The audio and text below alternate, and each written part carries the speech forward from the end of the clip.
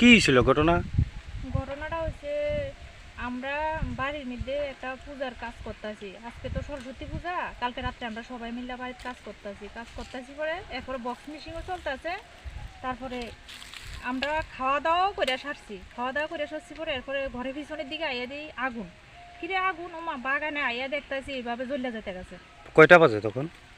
তখন ও 10টা, আচ্ছা। হয়তো 10টা বাজে তখন। তারপর?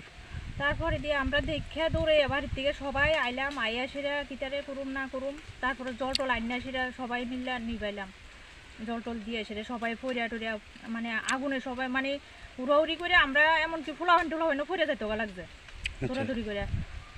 কয়টা গাছ ক্ষতি হয়েছে? ও প্রায় 20-30টা হইব। আচ্ছা আচ্ছা। আপনারা কি মানে রাবারের উপরেই কি মানে না কি অন্য কোনো? আমরা এই কয়েকটা রাবারই আছে, প্রায় শতখানিকের মতন এডির দ্বারাই আমরা চলতে আছি, এর দ্বারাই আমরা খাওয়ান টাউন হইতে আছে। এই বিষয়টা পুলিশে জানাইছেন নি আপনারা? আমরা জানাইছি কোন থানাতে? আমতলী থানা। আচ্ছা। এখন বিষয়টা আপনারা কি চান বিষয়টা নিয়ে?